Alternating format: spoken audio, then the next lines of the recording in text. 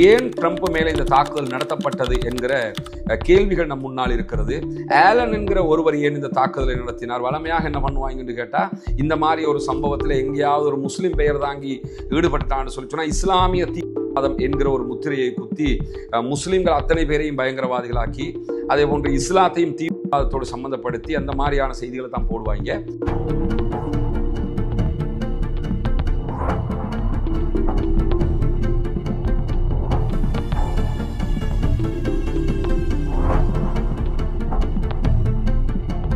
அன்றைக்கினிய சகோதர சகோதரிகளை நம் அனைவர் மீதும் ஏக இறைவனுடைய அமைதியும் கருணையும் உண்டாகட்டுமாக என்கிற உயரிய பிரார்த்தனைகளோடு ஒரு முக்கியமான செய்தி தொடர்பான விவரங்களைத்தான் நம்ம இந்த வீடியோவில் தெரிஞ்சு கொள்ள இருக்கிறோம். அது என்னன்னு சொன்னால், பரபரப்பாக உலகம் முழுவதும் தற்போது பிரேக்கிங் நியூஸாக பேசப்படக்கூடிய செய்தி. அமெரிக்க அதிபர் டொனால்ட் ட்ரம்ப் அவர்கள் பங்கு கொண்ட ஒரு நிகழ்வில் துப்பாக்கிச்சூடு நடத்தப்பட்டிருக்கிறது. அமெரிக்க அதிபர் எவ்விதமான காயங்களும் இன்றி உயிர் தப்பி இருக்கிறார் என்கிற செய்திகளும் அது தொடர்பான வீடியோக்களும் தற்போது வெளியாகி இருக்கிறது. குறிப்பாக நேற்று இரவு வாஷிங்டன் டிசியில் இருக்கக்கூடிய ஹில்டன் ஹோட்டலில் அமெரிக்க அதிபர் டொனால்ட் ட்ரம்ப் பத்திரிகையாளர்களை சந்தித்து ஒரு பேச்சுவார்த்தை நடத்தி கொண்டிருந்தார். இந்த பேச்சுவார்த்தையில் அமெரிக்க அதிபரோடு துணை அதிபர் ஜேடி வான்ஸ் கலந்து கொண்டிருந்தார். அமெரிக்க அதிபருடைய குடும்ப உறுப்பினர்கள் மெலானியா உள்ளிட்ட பல பேரும் அதிலே பங்கெடுத்திருந்தார்கள். அதை தாண்டி எக்ஸத் உள்ளிட்டவர்கள் இருந்ததாக சொல்லப்படுகிறது. பென்டகனுடைய பொறுப்பாளர்கள், அமெரிக்காவினுடைய பாதுகாப்புத்துறை பொறுப்பாளர்கள், பல அதிகாரிகள் என்று பல முக்கியஸ்தர்களும் அந்த நிகழ்விலே பங்கெடுத்திருந்தார்கள். இந்த நிகழ்வு நடந்து கொண்டிருக்கும் போதுதான் குறித்த துப்பாக்கிச்சூடு நடத்தப்பட்டிருக்கிறது. துப்பாக்கிச்சூடு நடத்தப்படும் போது அமெரிக்க அதிபர் டொனால்ட் ட்ரம்ப் தன்னுடைய உதவியாளர் ஒருவரோடு பேசிக் கொண்டிருக்கிறார். பேசிக் கொண்டிருக்கும் போதுதான் திடீர்னு ஒரு பரபரப்பான சூழல் உருவாகிறது. அனைவரும் ஓடுறாங்க. குறிப்பாக ஜேடி வான்ஸை காப்பாற்றிக்கிட்டு ஒரு தரப்பு வெளியில ஓடிட்டாங்க. இதெல்லாம் நடந்து கொண்டிருக்கும் போது அமெரிக்க அதிபருக்கு என்ன நடக்கிறது என்பதை தெரிந்து கொள்வதற்கு முன்பதாகத்தான் இந்த சூழல் ஒரு பரபரப்பான சூழலாக மாற்றப்படும் போதுதான் ஏதோ சம்திங் நடந்திருக்கிறது என்று சொல்லும்போது அவங்களுடைய சீக்ரெட் ஏஜென்சி முன்னாடி பாஞ்சி வர்றாங்க. டேபிள்கள் எல்லாம் பாஞ்சிக்கிட்டு முன்னாடி வர்றாங்க. வந்து உடனே அதிபரை அப்படியே செக்யூரிட்டி கார்டோட பாதுகாப்பாக பள்ளத்தில் இருக்கக்கூடிய ஒரு இடத்துக்கு, அங்கே ஏதாவது ஒரு வழியை அவங்க வச்சிருக்கிறதுக்கு வாய்ப்பு இருக்குது, அவரை பாதுகாப்பாக கொண்டு போகிறதுக்கு அதுக்குள்ளே கொண்டு போயிடுறாங்க. ஆனால் அமெரிக்க அதிபருக்கு எந்த விதமான காயங்களும் ஏற்படவில்லை. குறிப்பாக ஜேடி வான்ஸுக்கோ அங்கிருந்து யாருக்குமோ இப்படியான எந்த காயங்களும் ஏற்படவில்லை. ஆனால் துப்பாக்கிதாரி நடத்திய தாக்குதலில் துப்பாக்கி குண்டுகளில் இருந்து பாதுகாப்பு பெறுகிற கவசத்தோடு இருந்த புல்லட் ப்ரூஃப் ட்ரெஸ் அணிஞ்சிக்கிட்டு இருந்த ஒருவருக்கு அட்டாக் நடந்திருக்கிறது.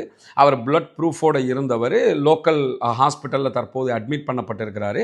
அவருக்கு எந்த விதமான காயங்களோ ஆபத்துக்களோ இல்லை என்று சொல்லி அமெரிக்க ஊடகங்கள் செய்தி சொல்லுகிறார். அதே நேரத்தில் இந்த தாக்குதலை நடத்தியவர் யார் என்கிற ஐடென்டிஃபிகேஷன் இதுவரைக்கும் அமெரிக்காவினுடைய அதிகார வட்டங்கள் ஓப்பனாக இவர் தான் என்கிற செய்திகளை சொல்லாவிட்டாலும் ஆலன் என்கிற ஒருவர் தான் இந்த தாக்குதலை நடத்தி இருக்கிறார் என்கிறது அமெரிக்காவினுடைய எல்லா ஊடகங்களுமே, ஒன்று ரெண்டு ஊடகங்கள் கிடையாது. வாஷிங்டன் போஸ்டாக இருக்கலாம், அதே போல் நியூயார்க் டைம்ஸாக இருக்கலாம், அங்கே இருக்கக்கூடிய எந்த ஊடகங்களை, ஃபாக்ஸ்லேருந்து எதை நீங்கள் எடுத்துக்கிட்டாலும் எல்லா ஊடகங்களும் ஆலன் என்கிற பெயரை உடைய ஒருவர் தான் இந்த தாக்குதலில் ஈடுபட்டார் என்று சொல்லியிருக்கிறார்கள். அமெரிக்க அதிபரை அவருடைய போட்டோவோட அந்த செய்திகளை வெளியிட்டிருக்கிறாங்க. அவரை இடுப்புக்கு மேல டிஷர்ட் களையப்பட்ட நிலையில வீழ்த்தி பிடிச்சிக்கிட்டு இருக்கிற மாதிரியான காட்சிகள் வெளியாகி இருக்கிறது. அது ஊடகங்கள் சொல்லும் போது வேறு வெப்பன் ஏதாவது வச்சிருக்கிறாராங்கிறதுக்காக அப்படி ஆடைகள் களையப்படும் என்று சொல்றாங்க. அவரை விரட்டி போய் தான் பிடிக்கிறாங்க. அவரால் வேற எந்த உயிரிழப்புகளும் ஏற்படவில்லை. இதுதான் இன்றைக்கு இடம்பெற்றிருக்கக்கூடிய சம்பவத்தினுடைய சுருக்கமாக இருக்கிறது. நியூயார்க்கினுடைய மேயர் மம்தானி உடனடியாக இதற்கு எதிராக கண்டனங்களை வெளியிட்டிருக்கிறார். இப்படியான பயங்கரவாத தாக்குதல்களை யாரும் செய்யக்கூடாது, ஏற்றுக்கொள்ள முடியாது என்று சொல்லியிருக்கிறார்.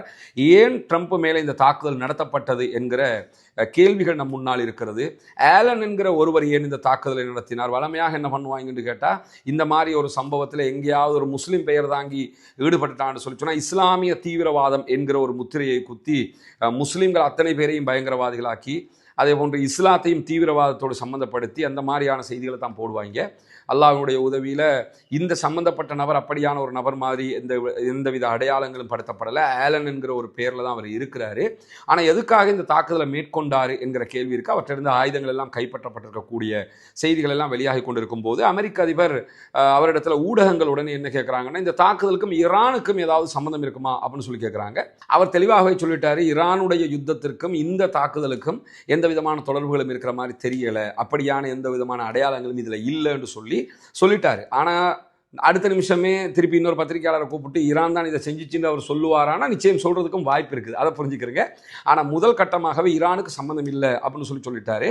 ஆனால் நம்ம ஏற்கனவே இந்த காசா தொடர்பான ஈரானுடைய அப்டேட்டுகள் தந்துக்கிட்டு இருக்கும்போது ஒரு 3-4 நாட்களுக்கு முன்பதாக நம்ம பேசும்போதே ஒரு செய்தியை சொல்லியிருந்தோம். என்னென்னு கேட்டால், அமெரிக்க அதிபருடைய லெபனான் விஷயத்தில் அவருடைய இந்த ஈரானுடைய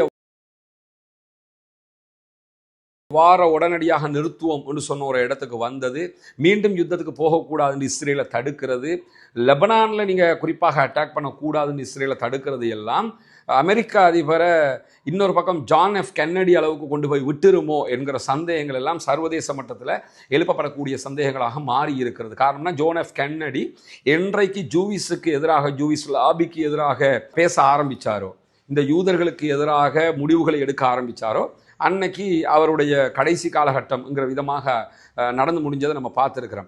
அதே மாதிரி இப்பொழுது எதை சொன்னாலும் நெத்தனியாகு சொல்கிறத எல்லாம் கேட்கக்கூடிய டொனால்ட் ட்ரம்ப்பு லெபனானுக்கு நீங்கள் அட்டாக் பண்ணக்கூடாது, ப்ளஸ்ஸு ஈரானுடைய வாரை நாங்கள் நிறுத்துகிறோம் அப்படின்னு சொல்லியிருக்கிறாரு. இது நெத்தனியாகுக்கு பலத்த பின்னடைவாக மாறி இருக்குதுன்னு நமக்கு தெரியும். ஏன்னா அவருக்கு தேர்தலுக்கு போக முடியாது, காசா ஓரில் தோத்துட்டாரு, அதே மாதிரி ஈரான் ஓரில் 2 தடவை தோத்துட்டாங்க. இப்போ நடந்திருக்கக்கூடிய லெபனானுடைய வார்லையும் ஹிஸ்புல்லாக்களை ஜெயிக்க முடியாத ஒரு இக்கட்டான சூழ்நிலைக்கு இஸ்ரேல் தள்ளப்பட்டிருக்கிறாங்க. இப்போ உடனடியாக அவங்க ஒன்றும் லெபனானோட யுத்தம் பண்ணி நாங்கள் வெற்றி பெற்றுட்டோம் என்று ஏதாவது சொன்னால் தான் அவங்க தேர்தலில் ஜெயிக்க முடியும் என்கிற இக்கட்டெல்லாம் அவங்களுக்கு இருக்கிறதுனால அடுத்து என்ன பண்ணுவாங்கங்கிற கேள்வி இருக்குது. அந்த வகையில் தான் ஜான் எஃப் கென்னடிக்கு ஏற்பட்டது, அமெரிக்க அதிபர் டொனால்ட் ட்ரம்ப்புக்கு ஏற்பட்டுவிடக்கூடாது என்கிற அச்சங்கள் எல்லாம் உலகம் முழுவதும் இருக்கக்கூடிய சூழலில் திடீரென நேற்று இரவு இப்படியான ஒரு அசம்பாவிதம் நடைபெற்றிருக்கிறது. இந்த மாதிரி அசம்பாவிதம் ஆயுதத்தை கையில் எடுத்து அநியாயமாக டொனால்ட் ட்ரம்ப் ஈரானில் செஞ்சாலும் குற்றம் தான், டொனால்ட் ட்ரம்ப்புக்கு எதிராக எவன் செஞ்சாலும் குற்றம் தான். அதை யாருமே பண்ணக்கூடாது. தீவிரவாதங்கள் ஒழிய வேண்டும், பயங்கரவாதங்கள் இல்லாதொழிக்கப்பட வேண்டும், இந்த ஆயுத கலாச்சாரமே இல்லாதொழிக்கப்பட வேண்டும் என்கிற ஒரு திடமான மனோநிலையிலையும் ஸ்டாண்ட்லையும் நம்ம இருக்கணும். ஆனால் இந்த தாக்குதலுக்கும் ஈரானுக்குமோ இந்த தாக்குதலுக்கும் வேறு விதமான இஸ்லாமிய சாயம் பூசுவதற்கோ எந்த இடங்களும் இல்லை என்பது தெளிவாக தெரிகிறது. அமெரிக்க அதிபரும் அதை சொல்லி இருக்கிறாரு. ஆனால் அடுத்தடுத்த செய்திகள் வெளிவரும்போது தான் நம்ம இதை பற்றி தெரிந்து கொள்ள முடியும். எது எப்படி போனாலும் அமெரிக்க அதிபர் எந்த விதமான காயங்களும் இல்லாமல் தப்பி இருக்கிறார். அட்டாக் நடக்கும்போது ஜேடி வான்ஸ் தான் உடனடியாக அந்த ஏரியாவில் இருக்கிற மாதிரி தெரியுது. அவரை உடனே பாதுகாத்து ரிட்டர்ன் கொண்டு போயிடுறாங்க.